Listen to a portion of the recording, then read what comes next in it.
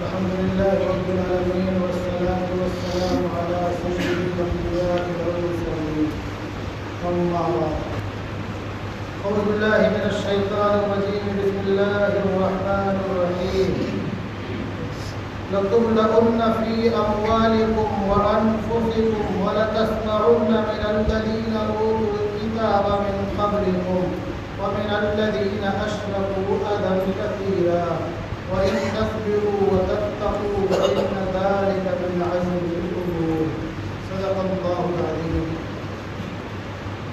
قال رسول الله صلى الله عليه وسلم لا يؤمن أحدكم حتى أكون أحب إليه من والده وولده والناس أجمعين أو كما قال عليه الصلاة والسلام. لاکھ ستارے ہر طرف ظلمت شب جہاں جہاں یک طلوع آفتاب دشت و جبل سحر سحر.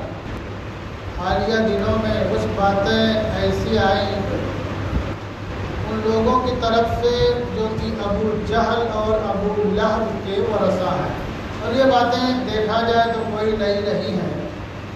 جناب محمد رسول اللہ صلی اللہ علیہ وسلم کی دنیا میں تشریف آوری اور یہودیوں کی پریشانی، ان کی جد و جہد، اور جب جناب محمد رسول اللہ صلی اللہ علیہ وسلم کو نبوت سے سرفراز کیا گیا اور آپ نے کلمہ حق کا اعلان کیا، یا ایھا الناس قولوا لا الہ الا اللہ تفلحوا، کہ لوگوں ایک اللہ کی وحدانیت کا اقرار کر لو کامیاب ہو جاؤ.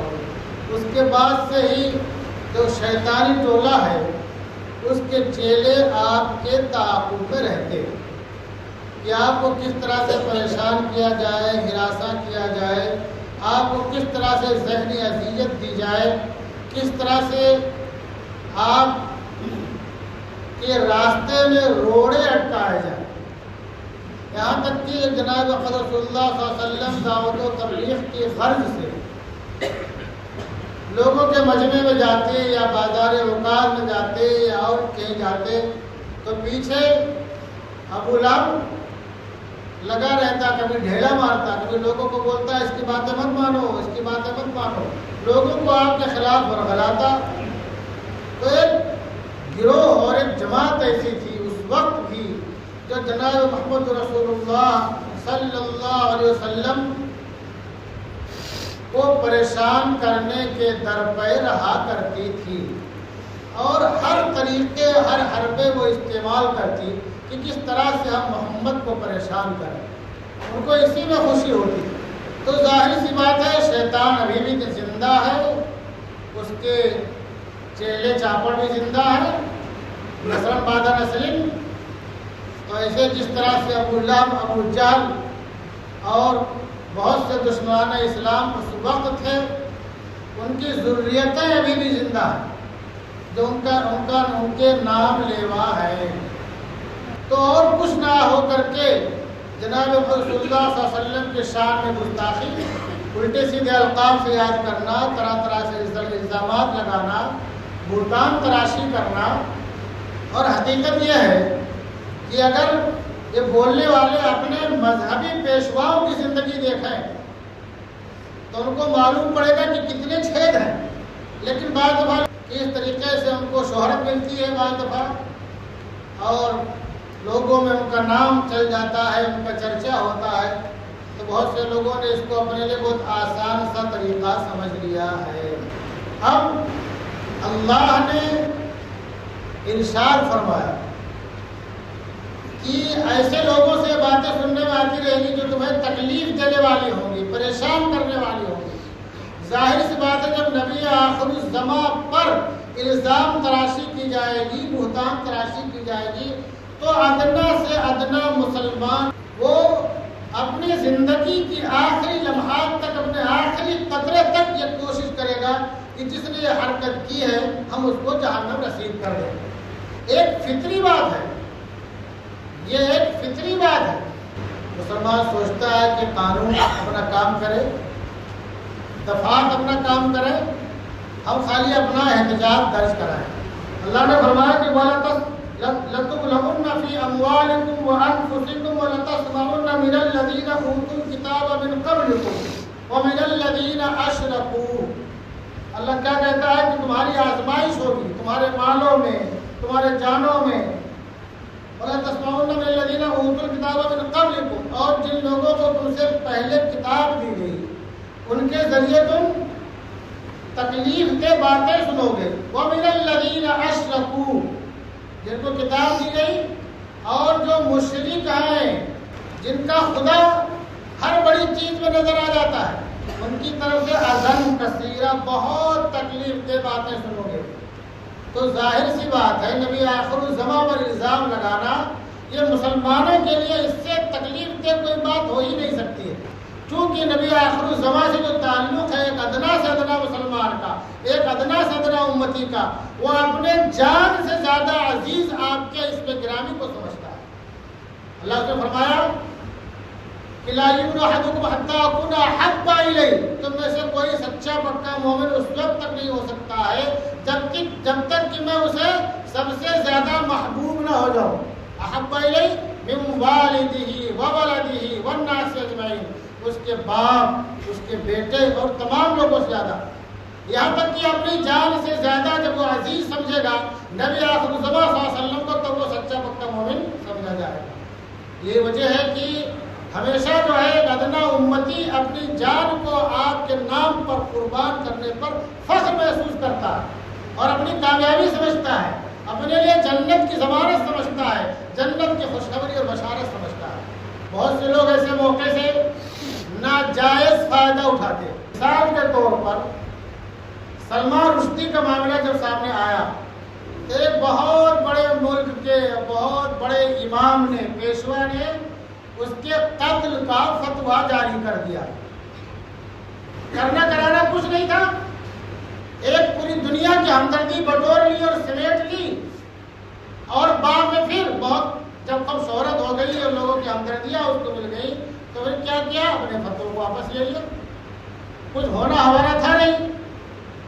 تو اس لیے ایسے موقع سے ہمیں جذباتی باتوں سے بچنا ہے، قانونی راستے ہم کو اپنانا ہے، قانونی راستے ہم کو اپنانا ہے۔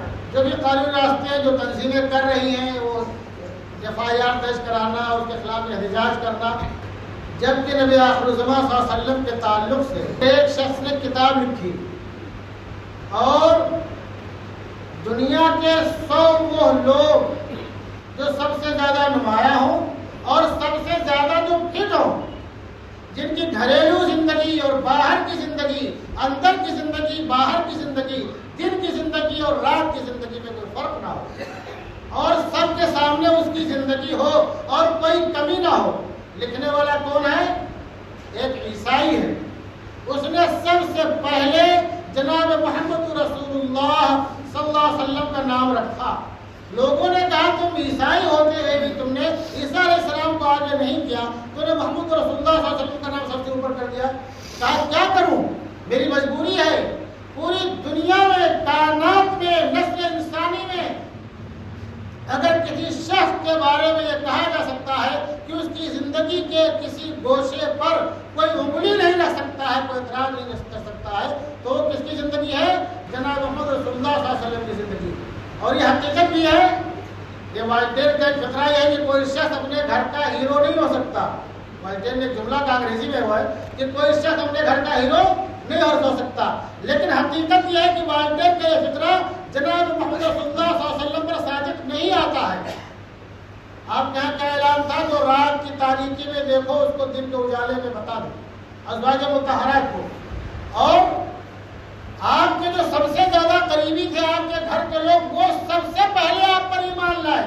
بچوں میں حضرت علی جو آپ کی پرورش میں تھے، اور خواتین میں حضرت خدیجہ رضی اللہ تعالیٰ عنہا جو آپ کی زوجہ مطہرہ تھی، بیوی مطہرہ تھی، وہ سب سے پہلے ایمان لائی۔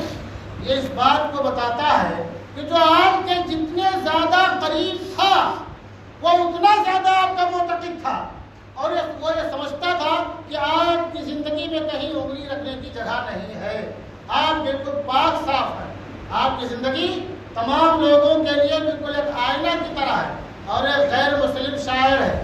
کچھ لوگ ہوتے ہیں ابو لہب کے وارث، ابو جہل کے وارث، اور کچھ لوگ ایسے بھی ہوتے ہیں جن کا ذہن صاف ہوتا ہے، جو حقیقت کو حقیقت کہتے ہیں اور سچائی کا اعتراف اور اقرار کرتے ہیں۔ یہ جگن ناتھ آزاد بہت اونچے شاعر ہیں۔ انہوں نے جناب محمد رسول اللہ صلی اللہ علیہ وسلم کی جو تعریف کی ہے، جو مدح سرائی کی ہے، بہت ہی اونچے الفاظ میں تعریف کی ہے۔ اگر ہمارے یہ لوگ اعتراض کرنے والے اپنے ہم مذہب کی لکھی ہوئی باتوں کو دیکھ لیتے تو شاید کہ اپنے منہ سے خلاصت اس طرح سے نہ نکالتے۔ وہی یونان جو کہلاتا تھا جو تہذیب کی دنیا، وہی یونان کہلاتا تھا جو تہذیب کی دنیا، وہی روئے زمین پر تھا آج تخریب کی دنیا۔ یعنی کہ جب نبی آخر الزمان صلی اللہ علیہ وسلم کی تشریف آوری سے پہلے دنیا میں جہالت اور ظلم و جور کا غلغلہ تھا، ہر طرف ظلم و زیادتی، مار کاٹ، قتل و غارت گری، یہ تحقیق و تجسس کا جہاں تھا آج ویرانہ۔ افلاطون کی پھرت، سقراط کی دانش بھی افسانہ۔ غرب دنیا میں چاروں طرف اندھیرا ہی اندھیرا تھا، غرب دنیا میں چاروں طرف اندھیرا ہی اندھیرا تھا، نشان نور گم تھا اور ظلمت کا بسیرا تھا۔ یعنی کہ روشنی تھی نہیں، خالی تاریکی تھی کہ دنیا کے افق پر دفعتاً سیلاب نور آیا، کہ دنیا میں اچانک نور کا سیلاب آیا، جہان کفر و باطل میں صداقت کا ظہور آیا، حقیقت کی خبر دینے بشیر آیا، نذیر آیا۔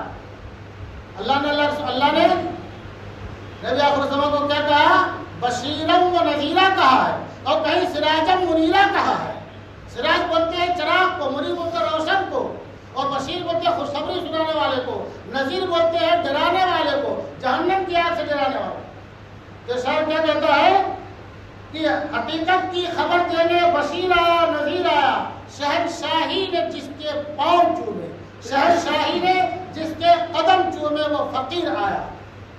آج سرور کائنات ہونے کے باوجود اور مالا غنیمت میں بات میں بہت کچھ آتا تھا، ان تمام چیزوں کے باوجود آپ کی زندگی جو تھی وہ فقیرانہ تھی۔ آپ کے گھر میں کئی دن چولہا نہیں جلتا تھا۔ تو شاعر کیا کہتا ہے خیر مسلم صاحب کہ شہنشاہی نے جن کے قدم چومے وہ فقیر آیا۔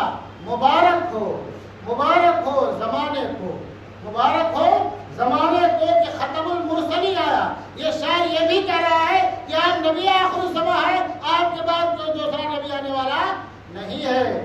کیا کہتا ہے؟ مبارک ہو زمانے کو کہ ختم المرسلی آیا، صحابہ رحمت بن کر رحمت للعالمین آیا، صحابہ رحمت بن کر رحمت للعالمین آیا۔ صحاب بولتے بادل کو، رحمت کہ اللہ نے آپ کو کیا فرمایا؟ وما ارسلناک الا رحمت للعالمین۔ اے میرے محبوب، ہم نے آپ کو تمام جہان والوں کے لیے، تمام جہان والوں کے لیے رحمت بنا کر کے بھیجا ہے۔ آپ ہر ذات کے لیے رحمت ہے، وہ ذات چاہے انسانوں کی ہو، وہ ذات چاہے جانوروں کی ہو، ہر تعلق سے آپ کے ارشادات فرمودات ہے۔ تو کیا کہتے ہیں؟ صحابہ رحمت بن کر رحمت للعالمین آیا، یعنی کہ نبی آخر الزمان جو ہے رحمت کا بادل بن کر کے دنیا دو میں قدم رنجا فرمائے، تشریف لائے۔ یہ شاعر بولے جگن ناتھ آزاد، یہ بھی ایک شخص ہے جو کہ اللہ کے رسول کی اس طرح ہے تعریف کر رہے ہیں، اور ہرزہ سرائی کرنے والے بھی، ہرزہ دوسری طرح ہرزہ سرائی کرنے والے، بکنے والے، اوٹ پھوڑ بکنے والے، مغلظات بکنے والے، اپنے منہ سے غرازتیں نکالنے والے دوسری طرف ہیں، جن کو حقیقت کا یا تو پتہ نہیں ہے یا تو پتہ ہے، محض نام و نمود کے لیے ایسا کر رہے ہیں۔ ایسے لوگوں کے بارے میں ایسے اللہ نے کیا کہا؟ اللہ تعالیٰ اعلان کرتا ہے کہ قد بدت البغضاء من افواہہم، کہ دشمنی ان کے منہ سے پھوٹے پڑتی ہے، دشمنی ان کے منہ سے پھوٹے پڑتی ہے۔ ان کو دشمنی ہے تم سے، تمہاری ذات سے، تمہارے رہنے سہنے سے، تمہاری مسجدوں سے، تمہارے مدرسوں سے، تمہاری خانقاہوں سے، تمہاری درگاہوں سے، تمہارے قبرستانوں سے، تمہارے میناروں سے، تمہاری اذانوں سے، تمہاری نمازوں سے۔ تو کیا کریں؟ کچھ نہ پا کر کے نبی آخر الزمان پر بہتان تراشی شروع کر دیتے۔ اللہ کیا کہتا ہے؟ قد بدت البغضاء من افواہہم، کہ دشمنی ان کے منہ سے پھوٹی پڑتی ہے۔ وما تخفی صدورہم اکبر، اور جو ان کے دل میں چھپا ہوا ہے وہ اس سے کئی گنا بڑی بات ہے۔ یعنی دل میں وہ دشمنی چھپائے بیٹھے ہیں، موقع کی تلاش میں ہیں، ایسے لوگوں کے بارے میں اللہ نے جگہ خود فرمایا قل موتوا بغیظکم، قل موتوا بغیظکم، تم خود مر مٹو، تم کچھ بگاڑ نہیں پاؤ گے، تم کچھ نقصان نہیں کر پاؤ گے، نقصان ہوگا تو تمہارا ہی ہوگا، خسرت دنیا والآخرہ، تمہاری دنیا بھی جائے گی اور تمہاری آخرت بھی جائے گی۔ اور میں اپنی بات ختم کرتا ہوں آخر میں، علامہ جامی نے کیا خوب کہا کہ وصلی اللہ علی نور قدوس نورہا پیدا، وصلی اللہ علی نور قدوس نورہا پیدا، ضمیت خطبہ ساکن فلک در عشق و شیدا، یعنی کہ جناب محمد رسول اللہ صلی اللہ علیہ وسلم جیسی ذات والا صفات ہے کہ جس سے نور کے آبشار، نور کے چشمے پھوٹے، اور زمین اور آسمان جس کے عشق میں پریشان ہے اور شیدا ہے۔ اسی کو اقبال فیضی نے کہا، اقبال فیضی کہتے ہیں کہ جھلستی دھرتی نے جب دعا کی تو موسم لالا زار اترا، جھلستی دھرتی نے جب دعا کی تو موسم لالا زار اترا، فراز فاران آرزو سے کرم کا ایک آبشار اترا، وعلینا الا البلاغ۔